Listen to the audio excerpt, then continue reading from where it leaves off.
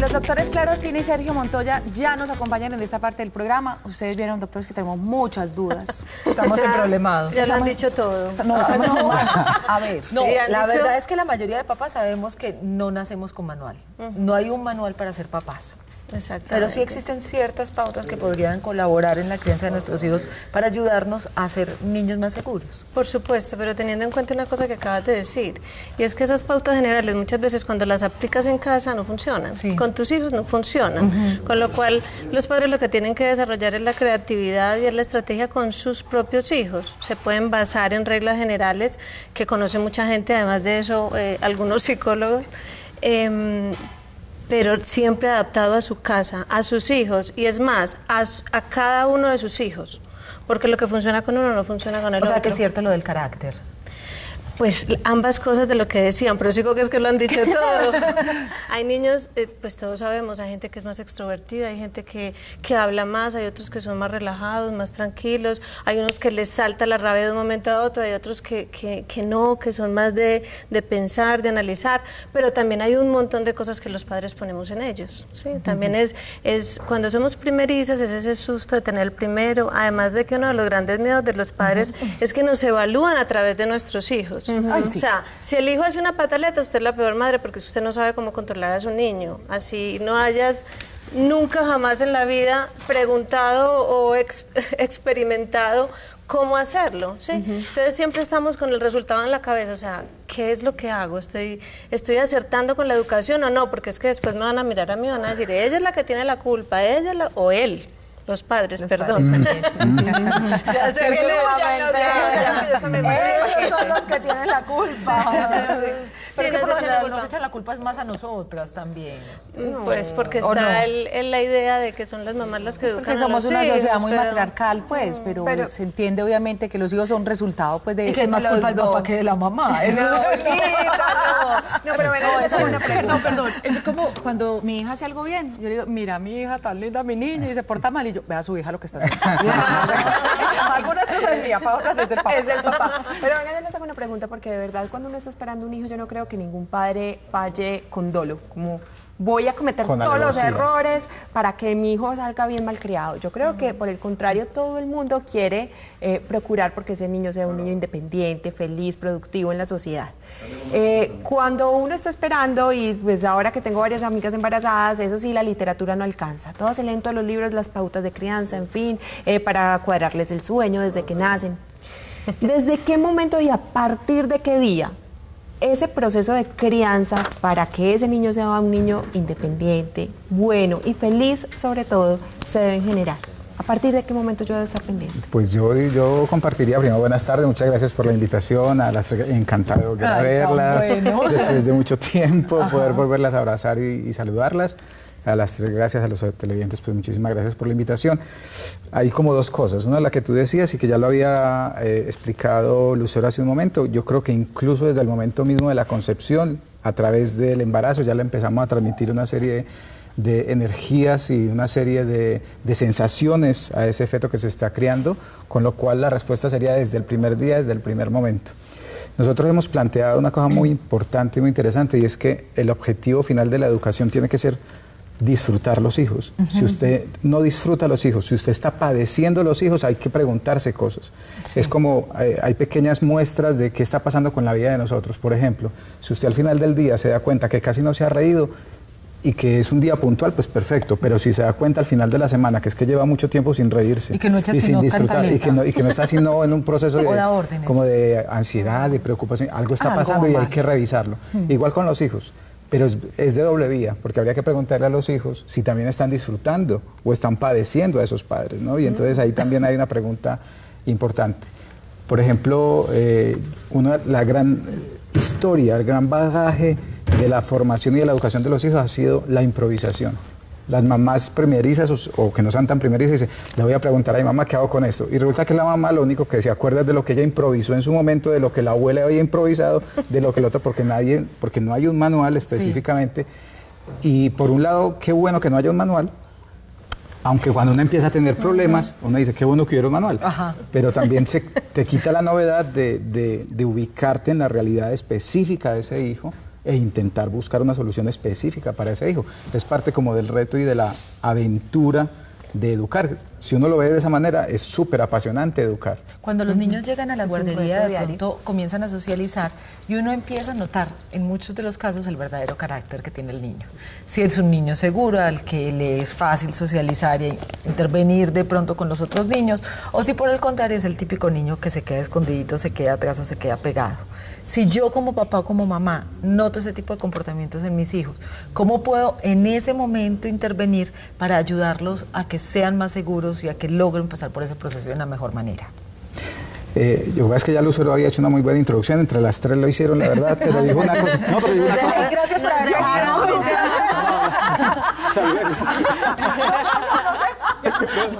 Eso fue de chiripa. Hablamos la próxima.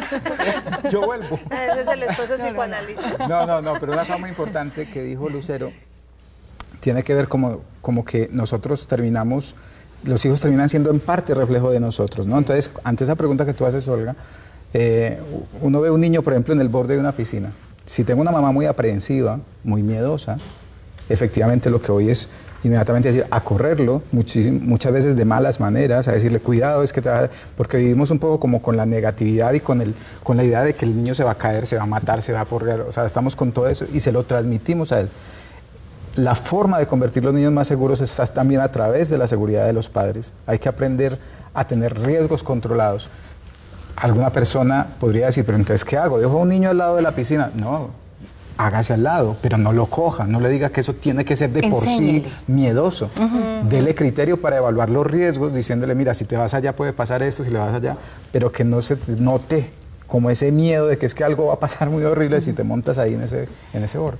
Creo que uno de los pensamientos más lindos o una de las expresiones más lindas de lo que es un hijo, lo expresó Khalil Gibran con tus hijos no son tus hijos, sino los hijos de la vida, y habla como ellos nos han sido prestados por un momento en esta vida. Y creo que ahí radica gran parte de los miedos, y es que muchos asumimos la maternidad o la paternidad como una forma de completarnos a nosotros mismos y de cubrir nuestras carencias y nuestras necesidades. Entonces nos aferramos de tal manera a esos seres que son nuestros hijos que creemos que nos pertenecen, por un lado. E incluso les que imponemos. Muchas veces, no sé, aquí se me ocurre que incluso de manera inconsciente los hacemos temerosos para que no se vayan.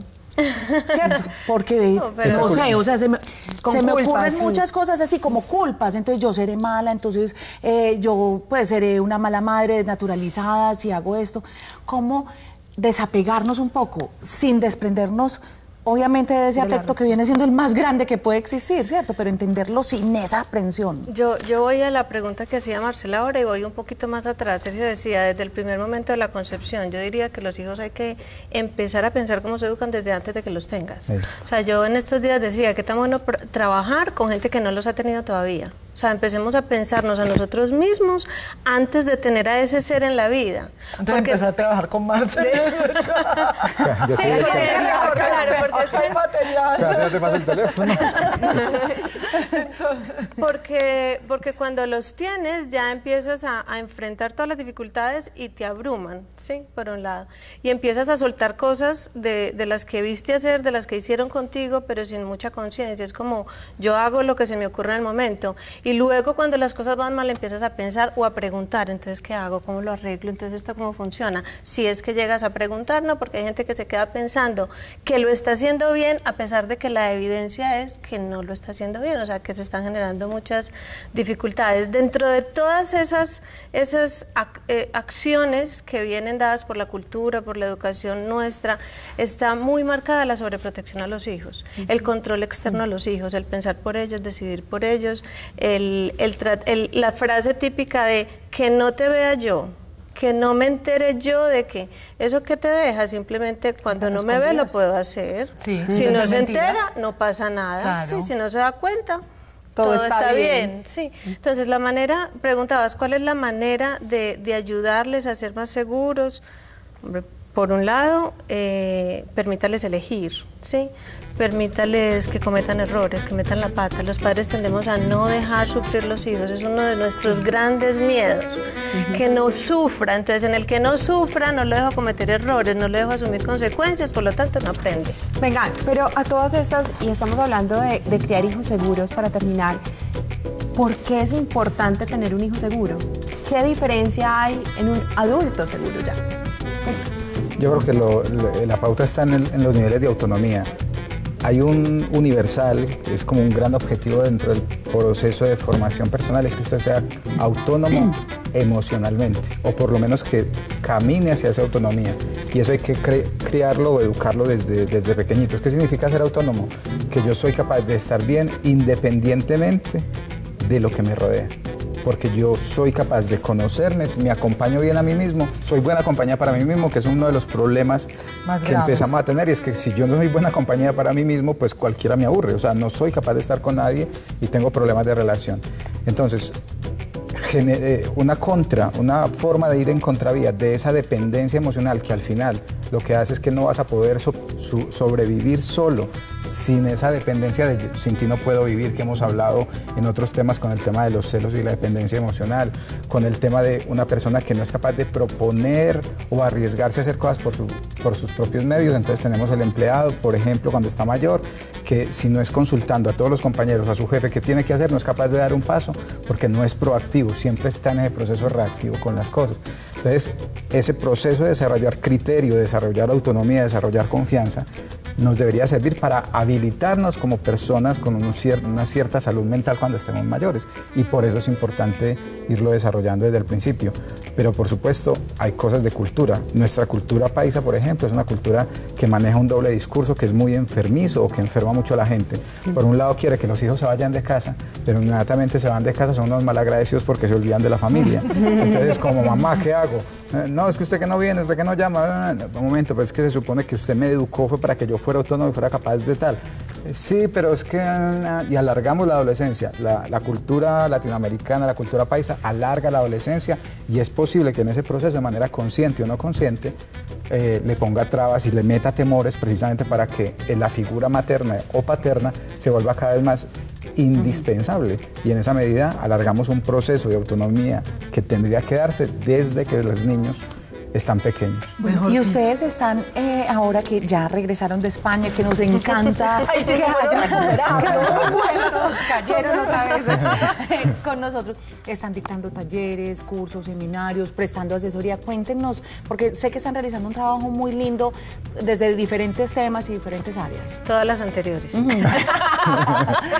Sí, todas las anteriores, porque tenemos consulta privada, dictamos conferencias cuando nos llaman de colegios, de guarderías, de infinidad. Incluso las empresas ahora están muy dedicadas a los temas personales. Sí. Tenemos un programa muy bonito que se llama Coaching para Padres y Madres, donde trabajamos el cómo acertar en la educación de los hijos. O sea, cómo hacemos para educar hijos en el nivel de incertidumbre que vivimos, y además sin saber ellos a qué se van a dedicar en la vida. Con esto arrancamos desde una experiencia personal, y era, mi hija se convirtió en una deportista de alto rendimiento, pero yo no la eduqué para ser deportista, yo no la eduqué para que fuera competitiva. Entonces, cuando yo me di cuenta de eso, dije, bueno, no, con muy buenas intenciones, como decían ahora, con muy buenas intenciones, pero no educas para que lo que ellos van a hacer. Entonces, ¿qué hacemos? Habilidades básicas para que se puedan desenvolver en cualquier ambiente. Esa es la respuesta a la seguridad, ¿sí?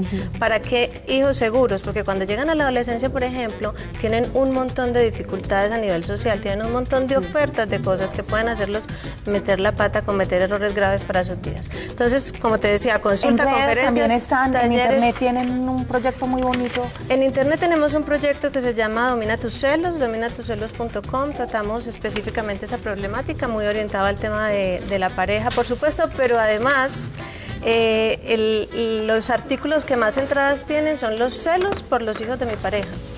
Los celos por los hijos de mi pareja. Por favor, tema. Que sea el próximo tema. Sí. Ya quedó planteado el próximo tema. Celos por los hijos de mi pareja. Nos ha sorprendido porque tenemos más de 100 artículos en la parte gratuita del acceso pues, a este programa de dominatucelos.com.